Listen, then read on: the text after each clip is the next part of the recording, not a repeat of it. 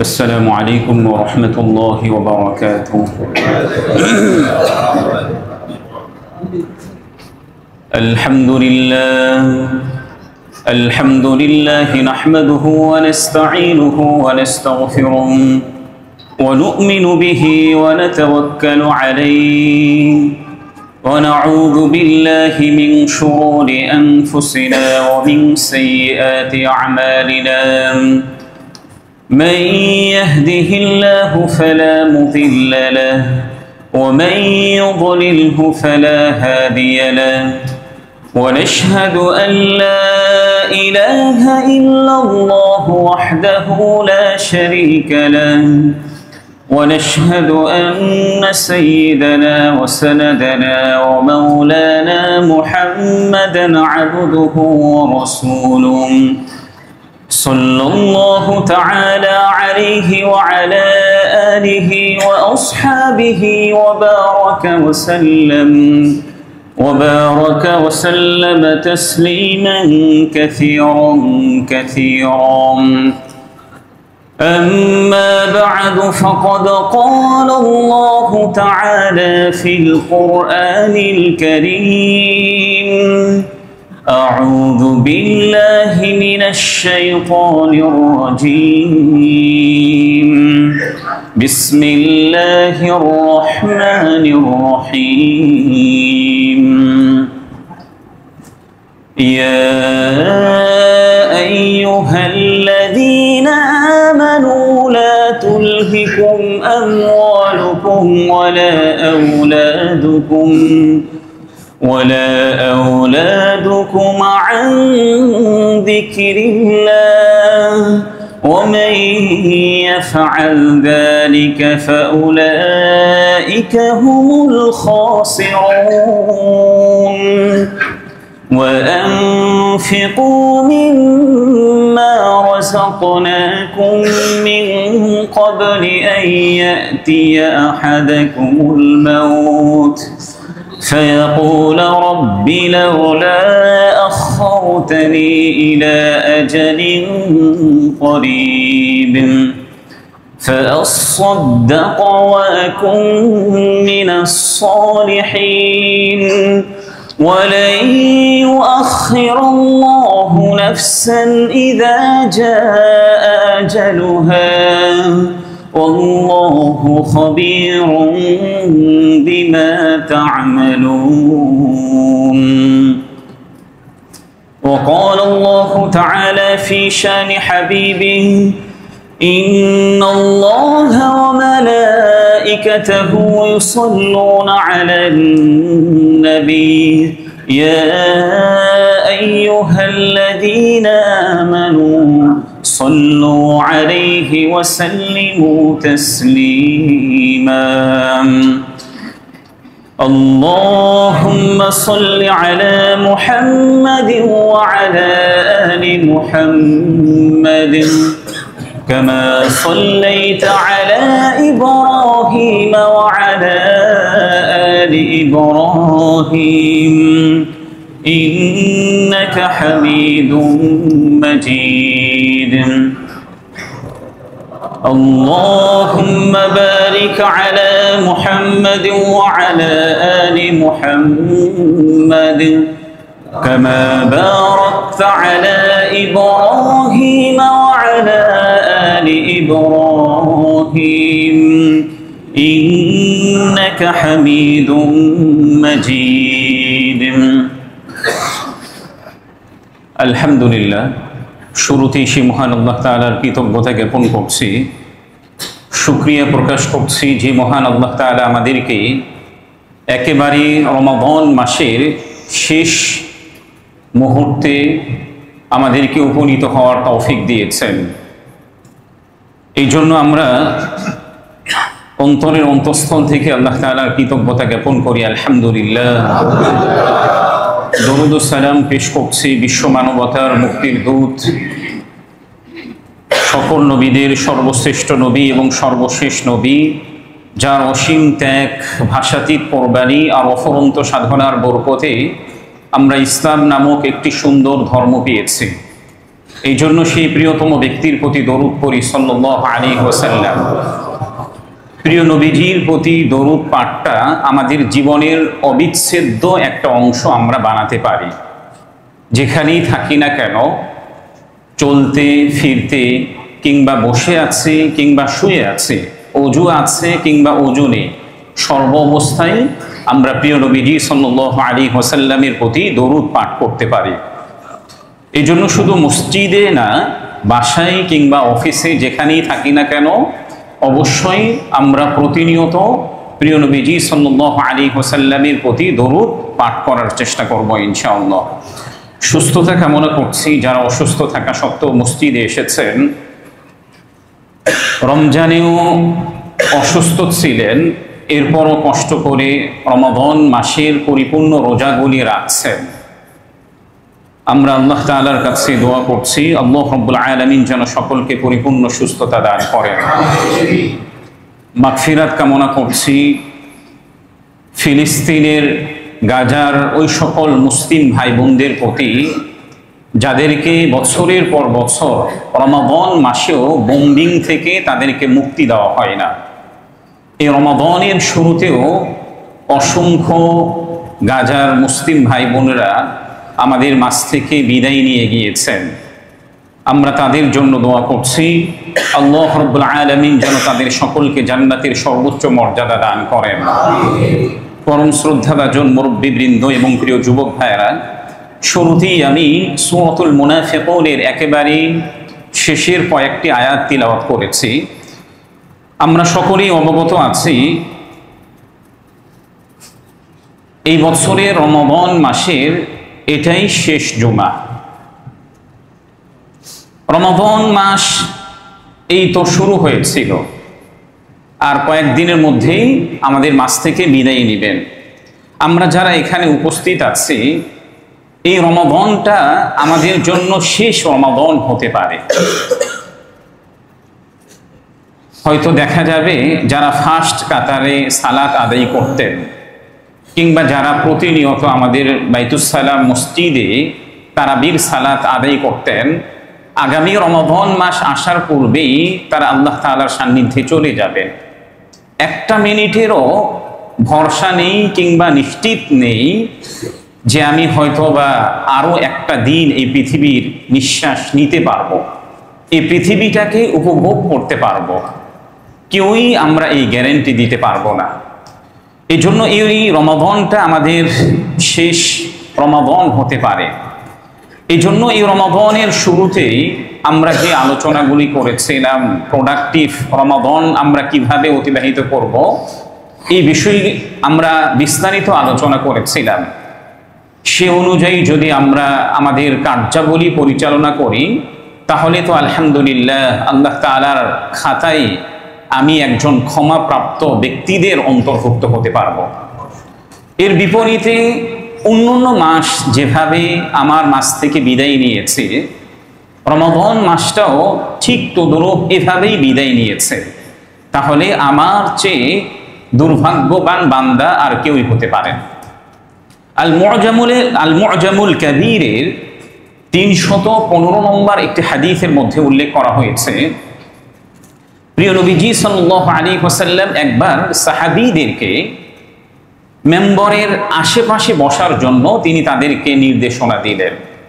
সাহাবায়ে কেরাম রাদিয়াল্লাহু তাআলা আনহুম নবীজির নির্দেশনা অনুযায়ী মেম্বরের আশেপাশে তারা বসে পড়লেন।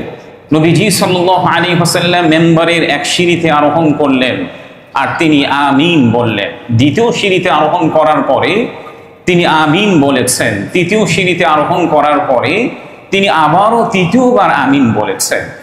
সাহাবায়ে কেরাম রাদিয়াল্লাহু তাআলা আনহুম রাসূলুল্লাহ সাল্লাল্লাহু আলাইহি ওয়াসাল্লামকে জিজ্ঞাসা করলেন, ইয়া রাসূলুল্লাহ, ইয়া হাবিবাল্লাহ, আজকে আপনি এমন একটি কার্য করেছেন, এমন একটি কর্ম করেছেন, এমন এই বিষয়টি আমরা কখনোই আপনার থেকে দেখি নাই। আপনি প্রতিনিয়ত প্রতিবার সিঁড়িতে ওঠার পরে কেন আমিন আমিন বলছেন? নবীজি সাল্লাল্লাহু আলাইহি ওয়াসাল্লাম সাহাবীদেরকে বললেন যে দেখো, আমি যখন প্রথম সিঁড়িতে আরোহণ করি, হযরত জিবরিল আলাইহিস সালাতু ওয়াস সালাম আমার কাছে এসেছেন, আমার কাছে আসার পরে বলেছেন, যে ব্যক্তি রমাদান মাস পেল এরপরও তার গুনাহ মাফ করা হয় নাই, সে ধ্বংস হোক। তখন হযরত জিবরিলের এই দোয়ার পরিবর্তে প্রতি উত্তরে আমি আমিন বলেছি। হাদিসের মধ্যে উল্লেখ করা হয়েছে, قال رسول الله صلى الله عليه وسلم بعد من أدرك رمضان فلم يغفر له। রাসূলুল্লাহ সাল্লাল্লাহু আলাইহি ওয়াসাল্লাম বলেছেন, ওই ব্যক্তির জন্য ধ্বংস অনিবার্য যে রমাদান মাস পেল আর আল্লাহ রাব্বুল আলামিন তাকে মাফ করে দিলেন না, ওই ব্যক্তির জন্য ধ্বংস। তখন নবীজি সাল্লাল্লাহু আলাইহি ওয়াসাল্লাম এই দোয়ার প্রতি উত্তরে আমিন বলেছেন। দ্বিতীয়ত হযরত জিবরিল আলাইহিস সালাতু ওয়াস সালাম নবীজিকে আরো একটি কথা বলেছেন, বাউদা মান যুকিরতা ইনদাহু ফালাম ইউসাল্লি আলাইকা। ওই ব্যক্তির জন্য ধ্বংস অনিবার্য যে ব্যক্তির সম্মুখে আপনার নামকে উচ্চারিত করা হয় কিংবা আপনার নামের ব্যাপারে আলোচনা করা হয়, আর ওই ব্যক্তি আপনার নাম শোনার পরে সে আপনার প্রতি দরুদ পাঠ করে না, ওই ব্যক্তির জন্য কি ধ্বংস অনিবার্য। তখন নবীজি সাল্লাল্লাহু আলাইহি ওয়াসাল্লাম তখনও হযরত জিবরিলের প্রতি উত্তরে তিনি আমিন বলেছেন। তৃতীয়ত হযরত জিবরিল আলাইহিস সালাতু ওয়াস সালাম আরেকটি দোয়া করেছিলেন, বাউদা মান আদরাকা ওয়ালিদাইহি আল কিবার ইনদাহু আও আহাদুহুমা ফালাম ইউদখিলাহুল জান্নাহ। ওই ব্যক্তির জন্য ধ্বংস অনিবার্য যে তার জীবদ্দশায় পিতামাতা উভয়কে পেয়েছে কিংবা পিতামাতাদের মধ্য থেকে একজনকে পেয়েছে, কিন্তু ওই পিতামাতা তার সন্তানকে জান্নাতে নিয়ে যেতে পারে নাই, ওই ব্যক্তির জন্য কি ধ্বংস অনিবার্য। নবীজি সাল্লাল্লাহু আলাইহি ওয়াসাল্লাম এই তিনটা দোয়ার প্রতি উত্তরে তিনি আমিন বলেছেন। সর্বশ্রেষ্ঠ ফেরেশতা হযরত জিবরিল আলাইহিস সালাতু ওয়াস সালাম দোয়া করার পরে সর্বশ্রেষ্ঠ নবী রাসূল আমিন বলেছেন, এই দোয়া কবুল হবে না? কথা বলেন, এই দোয়া কবুল হবে না? অবশ্যই কবুল হবে। এই জন্য প্রিয় ভাইয়েরা, রমাদান মাস পাওয়ার পরে আমি যদি আমার গুনাহ মাফ না করাতে পারি, এটা আমার জন্য একটা অনেক বড় একটা দুর্ভাগ্যের বিষয়। দ্বিতীয়ত হচ্ছে, নবীজির নাম উচ্চারিত হয়েছে আমার সম্মুখে, মুহাম্মাদুর রাসূলুল্লাহ সাল্লাল্লাহু আলাইহি ওয়াসাল্লাম, যখনই মুহাম্মদ শব্দ আমার সম্মুখে উচ্চারিত হবে কিংবা আহমদ শব্দ উচ্চারিত হবে, এর প্রতি উত্তরে আমরা অবশ্যই কি বলবো? সাল্লাল্লাহু আলাইহি ওয়াসাল্লাম, অথবা ছোট্ট ছোট্ট যে দরুদগুলি আছে এগুলিও আমরা পাঠ করার চেষ্টা করব ইনশাআল্লাহ।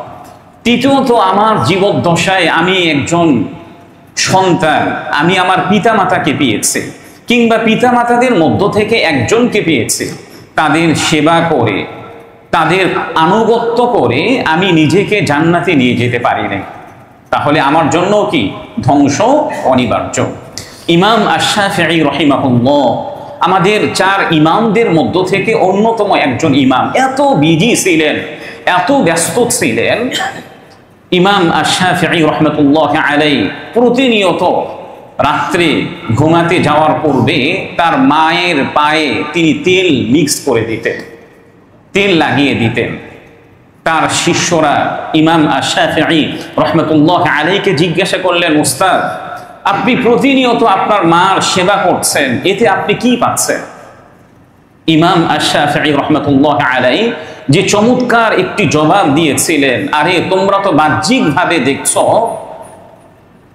যে আমি আমার মায়ের পায়ের তেল লাগিয়ে দিয়েছি, মূলত তোমরা বাহ্যিকভাবে এটা দেখলেও আমি মূলত প্রতিনিয়ত মায়ের পায়ে তেল লাগিয়ে দিয়ে জান্নাতের ঘ্রাণ আমি প্রতিনিয়ত নিচ্ছি।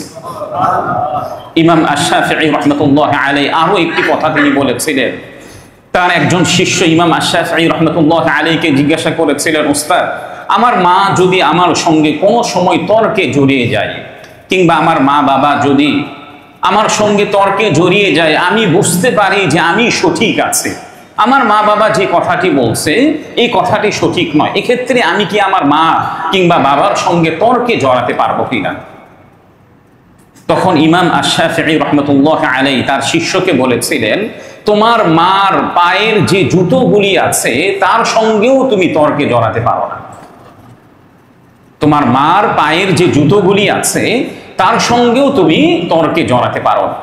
এগুলো থেকে আমাদের উপলব্ধি করা দরকার, আমার মা বাবা চাই সঠিক থাকুক কিংবা বেঠিক থাকুক না কেন, কোরআনের নির্দেশনা, হাদিসের নির্দেশনা, আমাদের সালাফগণ যারা ছিলেন, আমাদের ওলি আউলিয়াগণ যারা ছিলেন, তারা পৃথিবীতে বড় হয়েছেন যে তারা তাদের মা বাবাদের সেবা করেছেন।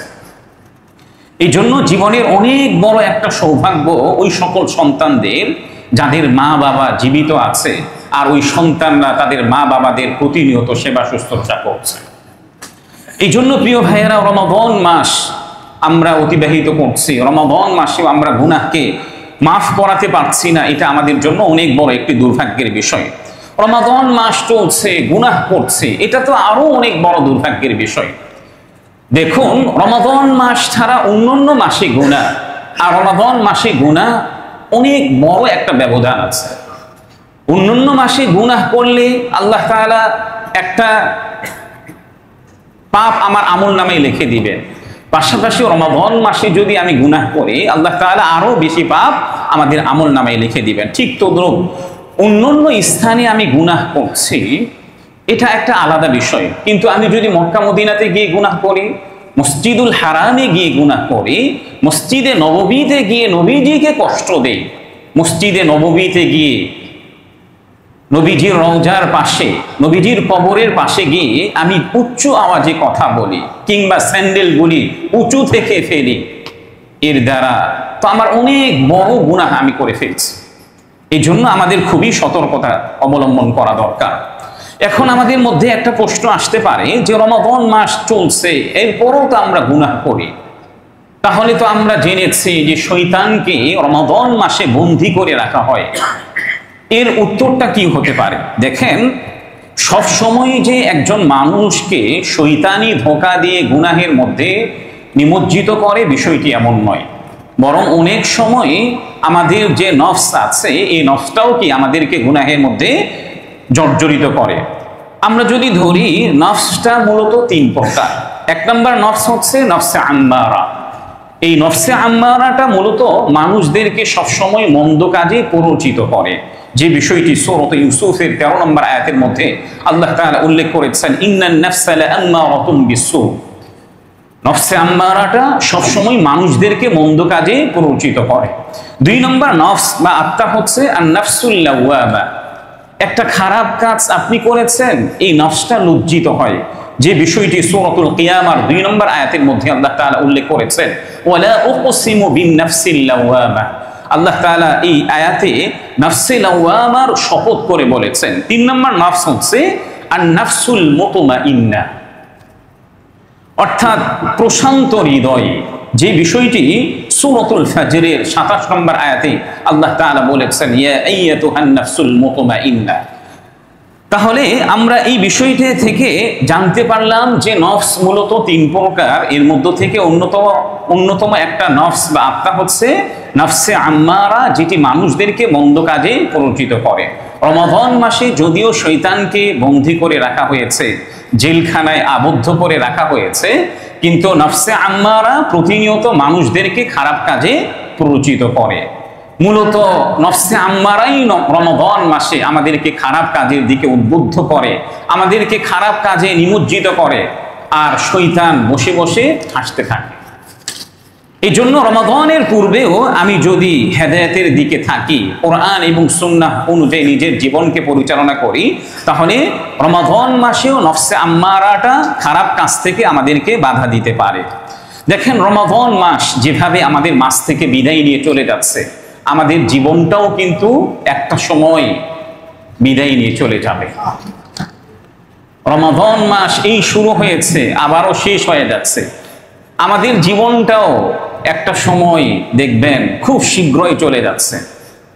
বরফ কিংবা আইসক্রিম যেভাবে খেলেও শেষ হয়ে যায়, না খেলেও শেষ হয়ে যায়, মোমবাতি আগুন লাগানোর পরে যেভাবে শেষ হয়ে যায়, আমাদের জীবনটাও এভাবে শেষ হয়ে যাচ্ছে। নবীজি সাল্লাল্লাহু আলাইহি ওয়াসাল্লাম একবার সাহাবীদেরকে জিজ্ঞাসা করেছিলেন, আচ্ছা বলো তো, তোমাদের মধ্য থেকে সবচেয়ে দরিদ্র ব্যক্তিকে? নবীজি সাহাবীদেরকে জিজ্ঞাসা করেছেন যে তোমাদের মধ্যে সবচেয়ে দরিদ্র ব্যক্তিকে, এই হাদিসটি উল্লেখ করা হয়েছে সহিহ মুসলিমের 6473 নম্বরের মধ্যে। সাহাবীরা জিজ্ঞাসা করলেন, সাহাবীরা উত্তর দিলেন, ইয়া রাসূলুল্লাহ, আমাদের মধ্য থেকে সবচেয়ে দরিদ্র ওই ব্যক্তি যার কাছে কোনো টাকা পয়সা নেই, যার কাছে কোনো সম্পদ নেই, যার কাছে কোনো বাড়ি গাড়ি কোনো ব্যাংক ব্যালেন্স নেই। নবীজি সাহাবীদেরকে বললেন যে আসলে তোমরা যে উত্তরটি দিচ্ছ এই উত্তরটি সঠিক নয়, বরং সবচেয়ে দরিদ্র ব্যক্তি ওই ব্যক্তি যে কিয়ামতের দিন অনেক সালাত নিয়ে সে উপস্থিত হবে, অনেক রোজা নিয়ে সে কিয়ামতের দিন উপস্থিত হবে, অনেক যাকাত নিয়ে সে কিয়ামতের দিন উপস্থিত হবে। পৃথিবীর মধ্যে থাকা অবস্থায় এমন কোনো কল্যাণমূলক কাজ নেই যে কাজগুলি সে করেনি, সবগুলো নিয়ে সে কিয়ামতের দিন উপস্থিত হবে। কিন্তু পাশাপাশি সে পৃথিবীতে থাকা অবস্থায় সে অন্য কাউকে গালিগালাজ করেছে, অন্য কাউকে আঘাত করেছে, কিংবা অন্য কাউকে হত্যা করেছে, কিংবা অন্যের সম্পদ অন্যায়ভাবে ভক্ষণ করেছে। অনেক নামাজ পড়েছে, রোজা রেখেছে, যাকাত দিয়েছে, নফল দান সদকা করেছে, পাশাপাশি সে অন্যকে মিথ্যারোপ করেছে, গালিগালাজ করেছে, অন্যকে ধোঁকা দিয়েছে, দুর্নীতি করেছে। এগুলি নিয়েও সে কিয়ামতের দিন উপস্থিত হবে। তখন নবীজি সাল্লাল্লাহু আলাইহি ওয়াসাল্লাম বলেছেন, যে ব্যক্তি এগুলো নিয়ে উপস্থিত হবে, যাদেরকে সে গালিগালাজ করেছে, তাদেরকে সে তার নেক কাজগুলি দিতে থাকবে। আল্লাহ তাআলা তাকে বলবেন যে কিয়ামতের দিন তো তোমাকে তাদেরকে দেওয়ার মতো তোমার কোনো কিছুই নেই। পৃথিবীতে থাকা অবস্থায় তুমি যে নামাজগুলি আদায় করেছিলে, রোজাগুলি আদায় করেছিলে, যাকাতগুলি আদায় করেছিলে, এগুলোর তো একটা সওয়াব হয়েছে। এই সওয়াবগুলি তুমি তাদেরকে দিতে থাকো। দুনিয়াতে থাকা অবস্থায় যাদের তুমি অন্যায়ভাবে গালিগালাজ করেছ, অন্যের হক তুমি বিনষ্ট করেছ, কিংবা অন্যকে মিথ্যারোপ করেছিলে, তুমি তোমার সওয়াবগুলি, তুমি তোমার পুণ্যগুলি তাদেরকে দিতে থাকো। দীর্ঘক্ষণ পর্যন্ত ওই ব্যক্তি তার সওয়াবগুলো ওই ব্যক্তিদেরকে দিতে থাকবে। একটা সময় গিয়ে তার সমস্ত সওয়াবগুলি শেষ হয়ে যাবে। তখন আল্লাহ তাআলা ওই ব্যক্তিকে বলবেন যে দেখো, তোমার দেওয়ার মতো তো আর কোনো কিছুই নেই, এখন তো আরো অনেক আছে। তুমি পৃথিবীতে থাকা অবস্থায় এমন অনেক গুনাহ করেছো, অন্যের হকগুলি তুমি নষ্ট করেছো, অথচ এগুলো তো তুমি এখনো পরিশোধ করতে পারলে না, সওয়াব দিয়েও তো পরিশোধ করতে পারলে না। তাহলে এখন তোমার করণীয় কি? তখন আল্লাহ তাআলা বলবেন, যাদেরকে তুমি অন্যায়ভাবে গালিগালাজ করেছ, অন্যায়ভাবে সমালোচনা করেছ, পরনিন্দা করেছ, গীবত করেছ, অন্যকে এনে ঠাট্টা বিদ্রুপ করেছ, তারা দুনিয়াতে থাকা অবস্থায় যে গুনাহগুলি করেছিল, তাদের গুনাহগুলি তোমার আমলনামায় এখন দেওয়া হবে। একটা পর্যায়ে ওই ব্যক্তির আমলনামা যখন গুনাহে ভরপুর হয়ে যাবে, হাদিসের মধ্যে উল্লেখ করা হয়েছে, সুম্মা তুরিহা ফিন্নার, ওই ব্যক্তিকে পরবর্তীতে জাহান্নামের মধ্যে নিক্ষেপ করা হবে। নবীজি সাল্লাল্লাহু আলাইহি ওয়াসাল্লাম সাহাবীদেরকে বললেন, সবচেয়ে দরিদ্র ব্যক্তি এই ব্যক্তি যে অনেক নেক কাজগুলি নিয়ে এসেছিল, কিন্তু নেক কাজগুলি দিতে দিতে সব শেষ হয়ে গিয়ে পরবর্তীতে তাকে জাহান্নামের মধ্যে নিক্ষেপ করা হবে। এই জন্য প্রিয় ভাইয়েরা, আমরা যারা প্রতিনিয়ত সালাত আদায় করছি, রোজা রাখছি, যাকাত দিচ্ছি, নফল দান সদকা করছি, সমস্ত কল্যাণমূলক কাজ করছি, পাশাপাশি অন্যকে গালিগালাজ করছি, অন্যকে নিয়ে ঠাট্টা বিদ্রুপ করছি, পরনিন্দা করছি, সমালোচনা করছি, অন্যের সম্পদ অন্যায়ভাবে ভক্ষণ করছি, প্রতিনিয়ত দুর্নীতি করছি, আমাদেরও সতর্কতা অবলম্বন করা দরকার যে কিয়ামতের দিন নবীজি সাল্লাল্লাহু আলাইহি ওয়াসাল্লাম আমার সম্পর্কে সবচেয়ে দরিদ্র ব্যক্তি বলে তিনি হাদিসের মধ্যে আখ্যায়িত করেছেন। এই জন্য নামাজ রোজা কম, কিন্তু অন্যকে গালিগালাজ করি নাই, অন্যের সম্পদ অন্যায়ভাবে ভক্ষণ করি নাই, তো দেখা যাবে কিয়ামতের সেই বিভীষিকাময় পরিস্থিতিতে আল্লাহ তাআলা তার নিজ অনুগ্রহে এমন ব্যক্তিদেরকে তিনি জান্নাতের মধ্যে দিয়ে দিবেন। দেখেন, আমরা যারা পুরুষ আছি, স্বাভাবিকভাবে অন্যের সম্পদগুলি কেন অন্যায়ভাবে ভক্ষণ করি, দুর্নীতি কেন করি? এই জন্যই করি, আমার পরিবারের যে সকল সদস্যরা আছে তাদের মুখে আমাকে হাসি ফোটাতে হবে, তাদের মুখে আমাকে কি করতে হবে? হাসি ফোটাতে হবে। স্বাভাবিকভাবে হাসি ফোটাতে গিয়ে আমরা দুর্নীতি করি, দুর্নীতিবাজে পরিণত হই, অন্যের সম্পদগুলি অন্যায়ভাবে ভক্ষণ করি, চাই সেটি দেশের সম্পদ হোক না কেন। আমরা অনেকেই মনে করি যে দেশের সম্পদ মনে হয় অন্যায়ভাবে ভক্ষণ করাটা এটা আমার জন্য জায়েজ। ব্যক্তির সম্পদ যেভাবে অন্যায়ভাবে ভক্ষণ করা হারাম, ঠিক তদ্রূপ দেশের সম্পদ চাই সেটা 1 টাকাও হোক না কেন, এটাও অন্যায়ভাবে ভক্ষণ করা সম্পূর্ণভাবে হারাম। এই হারাম কাজগুলি আমরা কেন করি? আমার স্ত্রীকে ভালো রাখতে হবে, আমার সন্তান যারা আছে তাদেরকে ভালো রাখতে হবে, তাদের মুখে হাসি ফোটাতে হবে। তো এই জন্য আমরা পুরুষরা বিভিন্ন হারাম কাজে আমরা জড়িয়ে পড়ি। অথচ দেখেন সূরাতুল আনফালের 28 নম্বর আয়াতের মধ্যে আল্লাহ তাআলা উল্লেখ করেছেন, ইন্নামা আমওয়ালুকুম ওয়া আওলাদুকুম ফিতনা। তোমাদের সন্তান যারা আছে আল্লাহ তাআলা এই সন্তান দিয়ে তোমাদেরকে পরীক্ষার মধ্যে নিপতিত করবেন, সন্তান দিয়ে তোমাদেরকে পরীক্ষা করবেন।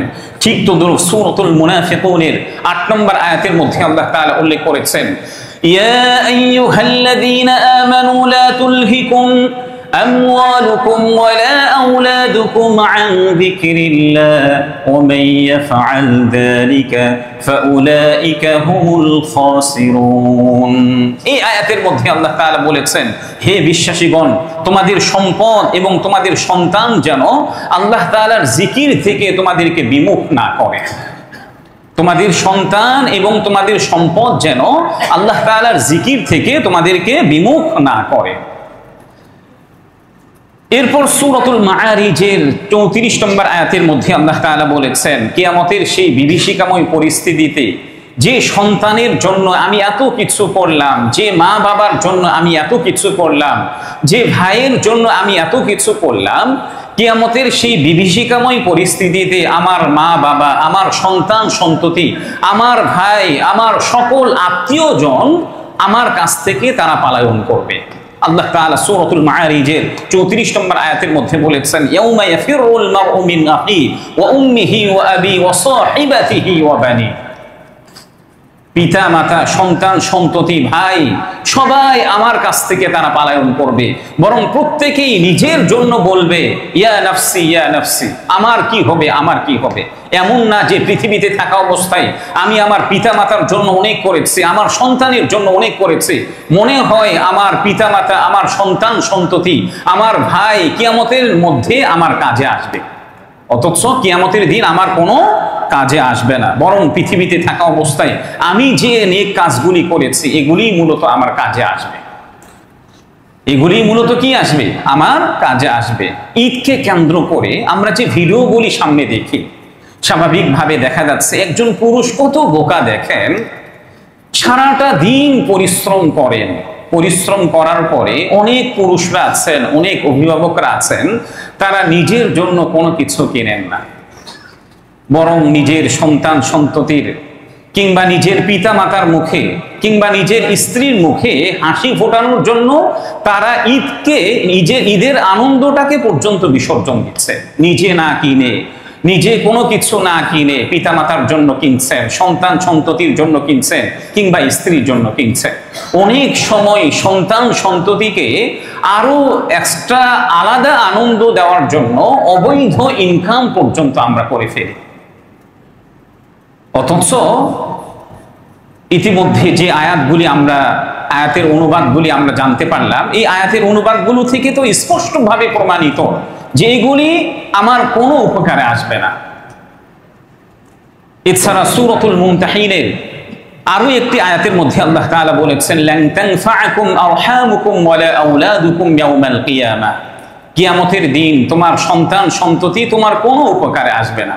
এই জন্য আমি কার জন্য করছি, কার জন্য নিজেরকে বিসর্জন দিচ্ছি, হালাল হারামকে তোয়াক্কা না করে আমি কার জন্য কি করছি, কিয়ামতের দিন তারা কি আমার উপকারে আসবে? এই জন্য সবসময় আমার নিজের চিন্তা করা দরকার।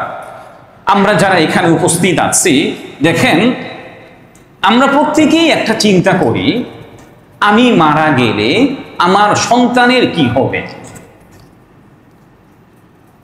আমরা এখানে যারা উপস্থিত আছি, সন্তানরা যদি ছোট্ট থাকে, প্রত্যেকেই চিন্তা করি যে আমি মারা গেলে আমার সন্তানগুলির কি হবে। তারা কোথায় যাবে, কি খাবে, কিভাবে চলবে, এই চিন্তাটা আমরা করি। কিন্তু একটা বারও এই চিন্তা করি না যে আমি মরে গেলে আমার কি হবে, আমি মরে গেলে আমার কি হবে।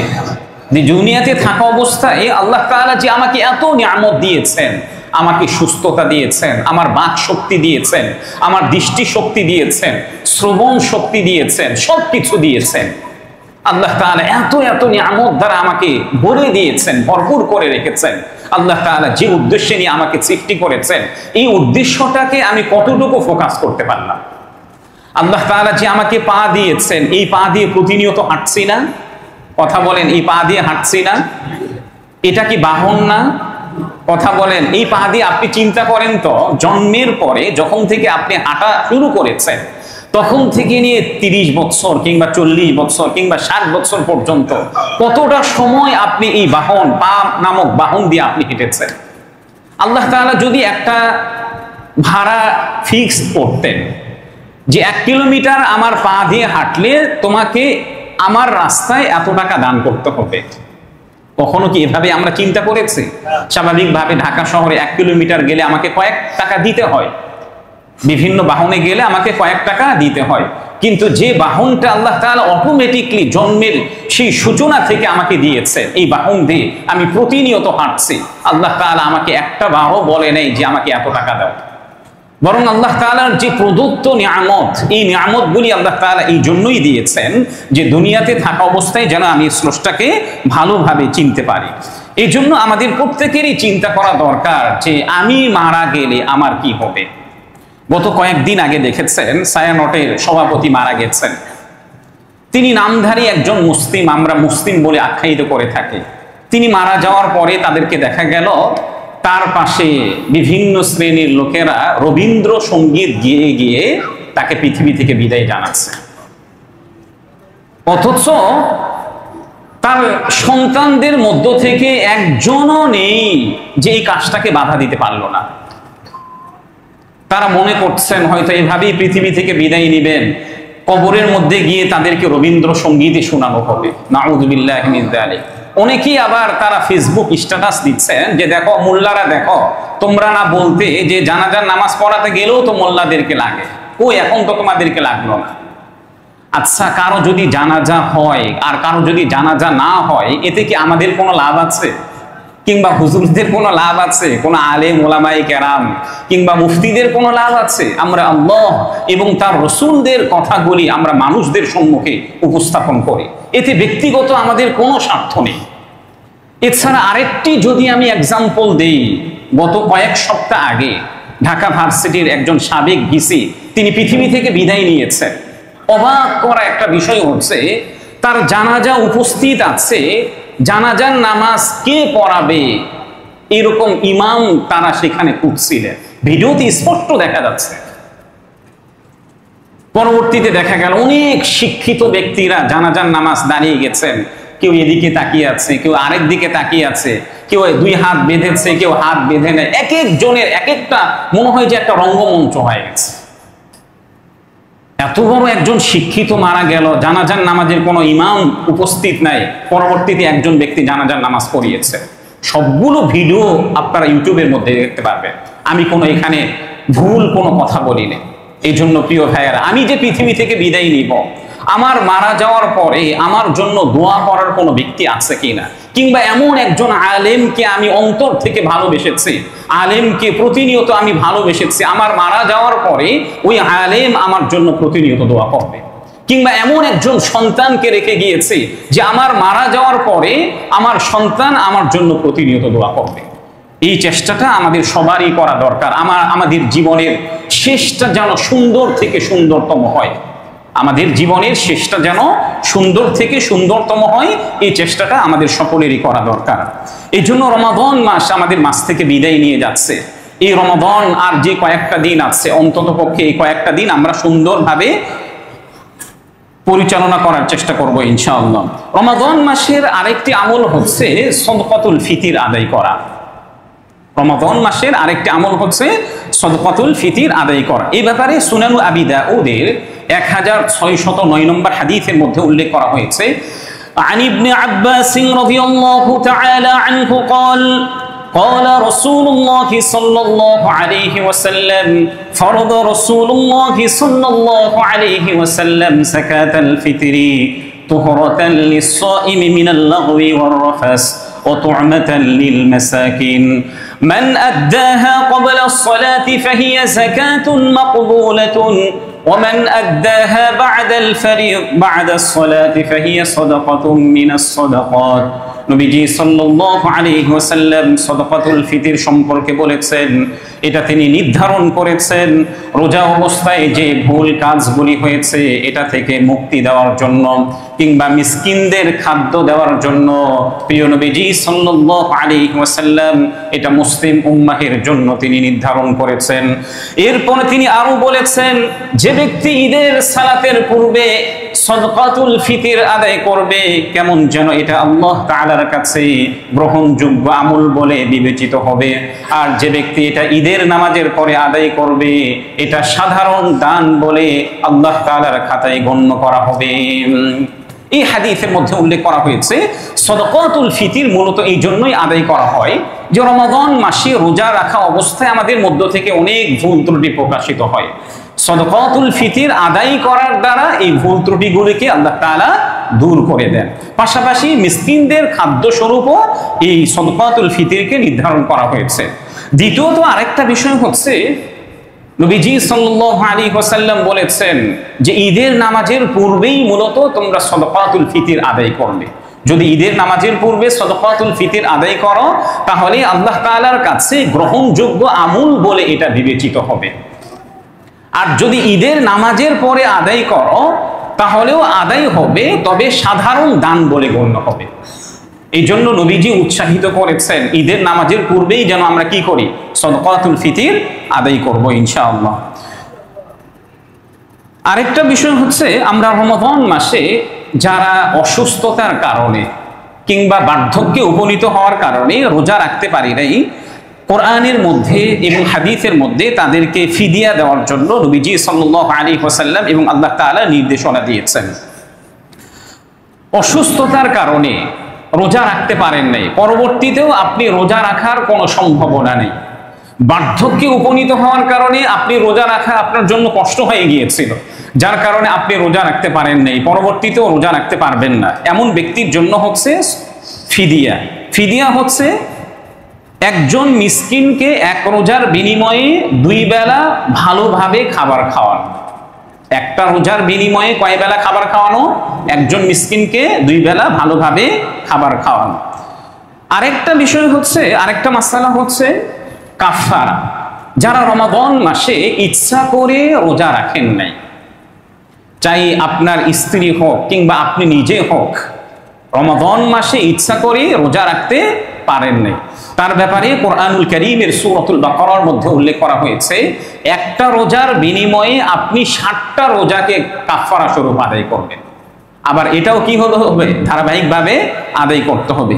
দ্বিতীয় নম্বর কাফারা হচ্ছে 60 জন মিসকিনকে একটা রোজার বিনিময়ে 2 বেলা আপনি তৃপ্তি সহকারে আহার করাবেন।